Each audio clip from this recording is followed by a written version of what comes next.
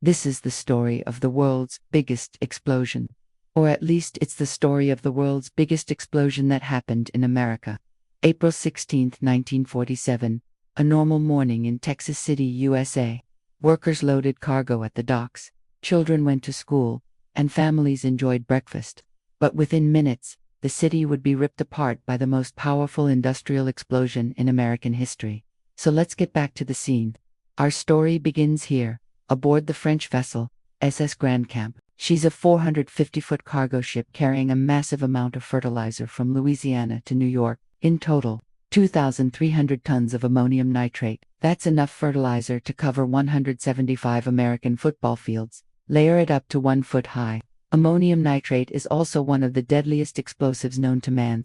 Just 3 years earlier, an almost identical cargo had caused the Texas City disaster. In 1944, 1,200 people lost their lives. When the French ship L'Oiseau Bleu blew up in the same port, that explosion was so big they thought a battleship must have sunk nearby. On board the Grand Camp are 31 crew members, who are completely unaware of the danger they're carrying. They drop anchor in Texas City on April, just like the 1,000 other ships that pass through every year. No one pays any special attention to the Grand Camp. Everyone just wants to get on with the workday. But soon things will go terribly wrong. Let's fast forward to 9 o'clock in the morning. Now workers are preparing to unload the Grand Camp. A few of them notice smoke billowing from the hatches on the main deck. But it doesn't seem serious, so they carry on working. Soon enough, though, the smoke grows thicker and blacker. The foreman radios the captain, Jules, who's enjoying a cigarette on the bridge. He listens for a moment, then he calmly tells the men to stop unloading. As a precaution, he orders the hatches on the ship closed and the cargo covers pulled tight. Most of the crew don't take any action because they assume the smoke is coming from a leaking pipe or a small fire in the engine room. And those things happen all the time, but there's no need for anyone to panic. Then comes a report that a fire has broken out on deck. One of the crew members was trying to light a cigarette with a faulty Zippo lighter and accidentally set fire to some oily rags. Soon the fire was raging out of control. Flames were leaping up through the hatches and thick black smoke was pouring out. The crew tried to put the fire out with buckets of water, but it's no use. The foreman calls the fire brigade, but they can't come right away. There are no fire trucks in Texas City. There isn't even a fire department. Instead, the local volunteer firefighters are on their way. The Grand Camp's crew have no idea how dangerous the situation is. If they knew that this wasn't just a pile of dirty rags on fire, they would have known that there was no hope of escape. At 9:12 a.m., the Grand Camp explodes with the force of a small nuclear bomb. The blast is so big that it creates a 15-foot tidal wave that slams into the shore, flattening everything in its path. Nearby cars are tossed around like toys and thrown into the air. People close by are literally blown to bits. Body bags later contain nothing but chunks of bone and shreds of clothing. In Galveston, 30 miles away, people feel the heat from the explosion and run outside thinking that a warplane must have crashed into the city. Back in Texas City, the docks are completely obliterated. Pieces of the Grand Camp weighing several tons are hurled half a mile away, landing in the middle of the road. They leave craters in the concrete like meteorites from outer space. For a moment, everyone stands around in shock. Then people begin to scream and run for the hills. But there's nowhere to go. The whole city is about to blow up again. You see, the Grand Camp was carrying over 2,000 tons of fuel oil along with that ammonium nitrate. And now the ship's ruptured fuel tanks are gushing oil onto the burning dock. It's like pouring gasoline on a bonfire. Within seconds, the entire Texas City docks are engulfed in flames.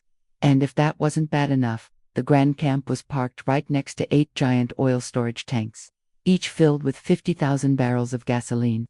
These tanks explode one after another, sending flaming balls of oil raining down on the city. Everyone is running for their lives. More than 5,000 people are injured, many of them severely burned. When it's over, more than 2,000 homes are completely destroyed. 581 people are dead.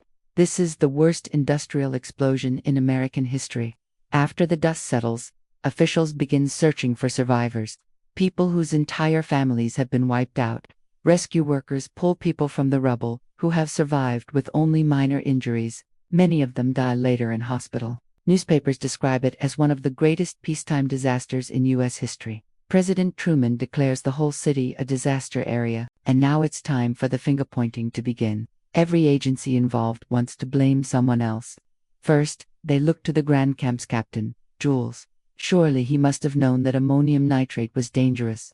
After all, 3 years earlier, the exact same chemical had caused a massive explosion in almost the exact same place. But Jules says he didn't know anything about what the cargo was. His job was just to transport it. He also points the finger at Texas City officials who told him where to park his ship. They assigned him to the worst possible spot in the harbor, right next to highly flammable oil tanks and an acetylene plant. Officials pushed back, saying that it was standard practice to park ships like this.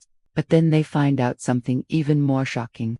There were no official rules about storing chemicals in Texas City. Also, there was no fire department and no warning sirens. Everyone is horrified to realize how little they knew about industrial safety. Someone had made a terrible mistake loading that ship in Louisiana, and now over 500 people are dead.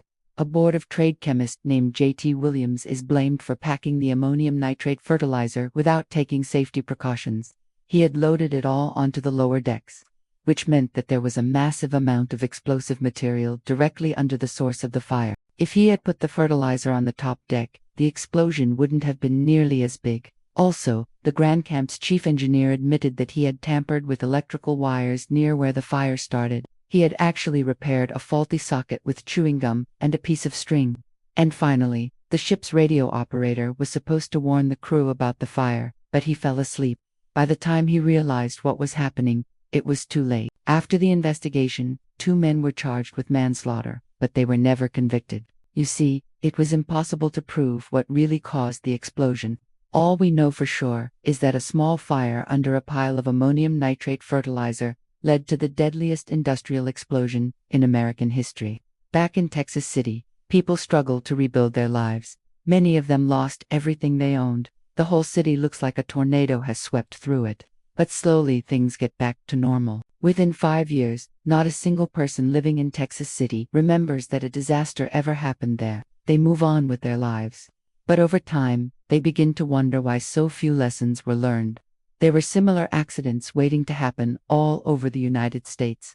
The Grand Camp disaster led to major changes in chemical safety in the U.S., including the creation of the Federal Chemical Safety Board.